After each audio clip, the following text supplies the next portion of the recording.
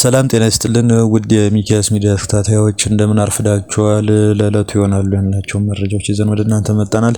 በዛሬው መረጃችን እንግዲህ አንድ በትግራይ ሰላም ኃይል ውስጥ ኃላፊ ሆኖ በመስራት ላይ ነበረ ከፍተኛ አመራር ወደ መቀሌ ስለመመለሱ የተለያዩ መረጃ ምንጮች አመልክተዋል። ይህ ኃላፊ ማን ነው የሚለውን አብረን የምናየው ይሆናል።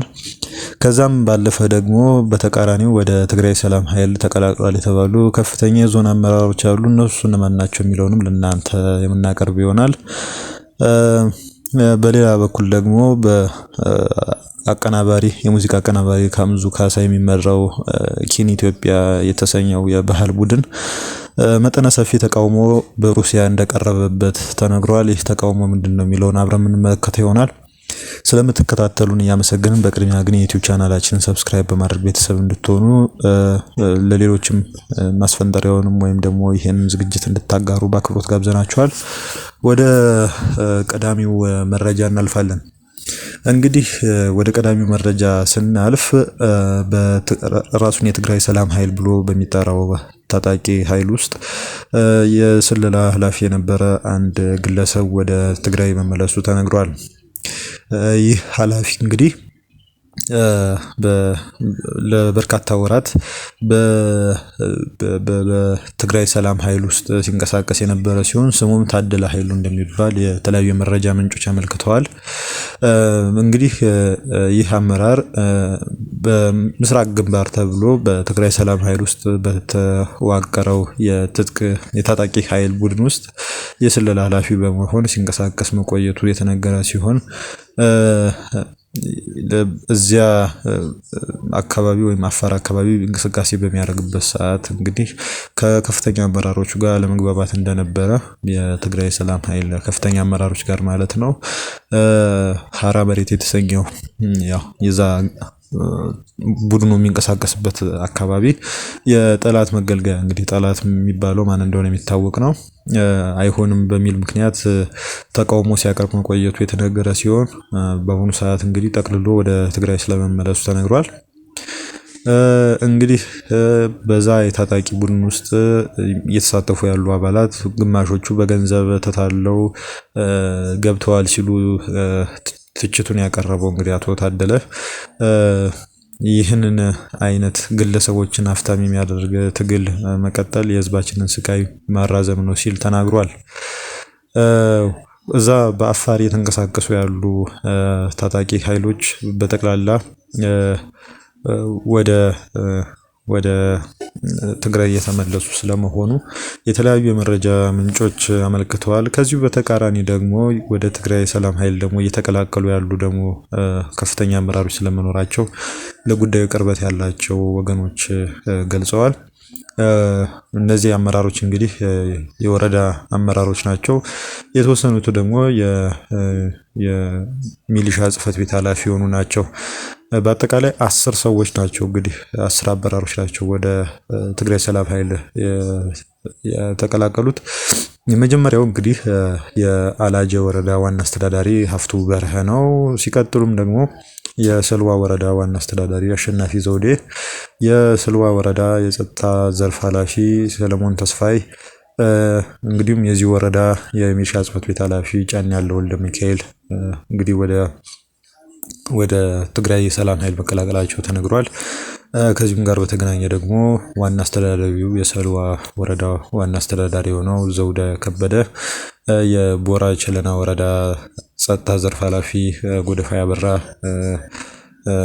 እና የወረዳው ከፍተኛ አመራር የሆኑት ግርማ ያበበው ወደ ታጣቂ ኃይሉ መንቀላቀላቸውን የመረጃ ምንጮች አመልክተዋል። ኮማንደር ሀፍቱማቸ እንግዲህ የኦፍላ ወረዳ ፖሊስ አዛዥ ናቸው፣ ወደዚሁ ተቀላቅለዋል። እሳቸውም አቶ አሰፋ አስመሮም እንግዲህ የማይጨው ከተማ የሚሊሻ ጽህፈት ቤት ኃላፊ ናቸው፣ ወደ ትግራይ ሰላም ኃይል ስለመቀላቀላቸው ተነግሯል።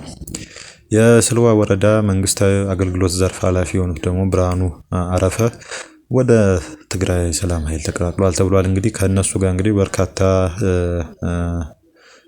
ትጥቅ ያነገቡ ተዋጊዎች ወደ ዶጋ ግንባር የትግራይ ሰላም ኃይል ወደሚያስተዳድሩ አካባቢ ማለት ነው መሄዳቸውን እንግዲህ ተነግሯል።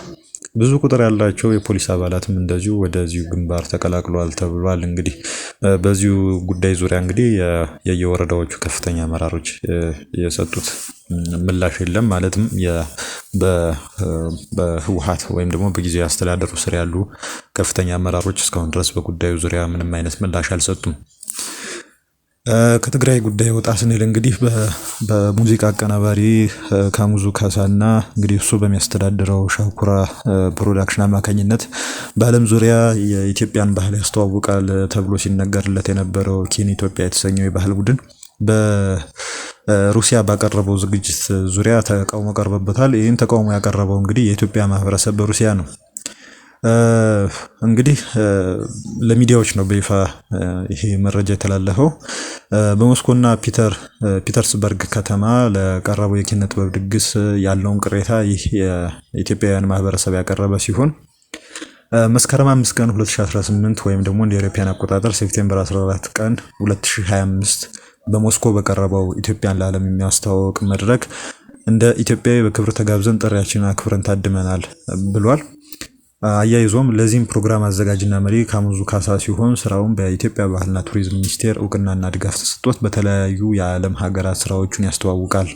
ከነዚህ ሀገሮች አንዱ ሩሲያ ስትሆን በዚህም ፒተርስበርግና ሞስኮ ከተማዎች በኢትዮጵያ ኤምባሲ በሩሲያ አስተባባሪነት ስራዎቹን አቅርቧል በማለት ይሄው ማህበር እንግዲህ ከዚህ ቀደም በካሙዙ የሚመራው ቡድን ስራዎቹን በተለያዩ አካባቢ እንዳቀረበ ያወሳል። የቀረበውን ስራ ሙሉ በሙሉ የኢትዮጵያን ባህልና ወግ ያንጸባረቀ ባለመሆኑ አዝነናል ብሏል። እንግዲህ አያይዞም ይሁን እንጂ ቱባ ባህልና እንቁ ማንነት ያለውን ጥበብን ለኢትዮጵያውያን የቸረን አማራ የሚባል ህዝብ በኢትዮጵያ እንደሌለ አስመስሎ በማቅረብ ለዘመናት ተባብረን በምንኖርባት ኢትዮጵያ እንዲሁም ሩሲያ ላይ መቃቃርን እንዲፈጠር የተሰራበትን ሀሳብ በቂ ማብራሪያ የሚመለከተው አካል እስከ አዘጋጆቹ ምላሽ እንዲሰጠን ብንጠይቅም ጉዳዩ ምንም እንዳልሆነ ጆሮ ዳባ ብለው ምን ታመጣላችሁ በሚል ስላቅ አልፈውታል ብሏል። ስለሆነም በመላው ዓለም የምትገኙ የአማራ ማህበረሰብ እንዲሁም ኢትዮጵያዊነትን የምትደግፉ ኢትዮጵያውያን በሙሉ በካሙዙ ካሳ ተከሽኖ የሚቀርበውን በመርህ የተለወሰ የአማራን ጥላቻ በዓለም መድረክ የሚያስተዋውቅ ኪን ኢትዮጵያ የተሰኘ ቡድን በሀገራችሁ ግብዣ ቢያደርግ በመቃወምና ፕሮግራሙንም እንዳይካሄድ አስፈላጊውን የሚዲያ ሽፋን እንዲሰጡ በማለት ለመገናኛ ብዙሃን እንግዲህ ጥሪ አቅርቧል። የኢትዮጵያ ማህበረሰብ በሩሲያ እንግዲህ የትኛው የባህል ስራ ወይም ደግሞ የክዋኔ ዝግጅት እንግዲህ አጠቃላይ የአማራ ባህልን እንዳንቋሸሸ እንግዲህ እዚህ ጋር የተናገሩት ነገር የለም። ከዚሁ ጋር በተገናኘ እንግዲህ የሙዚቃ አቀናባሪው ካሙዙ ካሳና ጉዳዩ የሚመለከታቸው የባህልና ቱሪዝም ሰዎች እስካሁን ድረስ ይፋዊ አስተያየት አልሰጡም። ይፋዊ አስተያየት ከሰጡ እንግዲህ ለእናንተ በይፋ የምናቀርብ ይሆናል። ለዕለቱ ይሆናሉ ያላቸው መረጃዎች እነዚህ ነበሩ። በኋላ ላይ አዳዲስ መረጃዎችን ይዘን ወደ እናንተ እንመጣለን። መልካም ጊዜ ይሆንላችሁ። ሰብስክራይብ አድርጉ።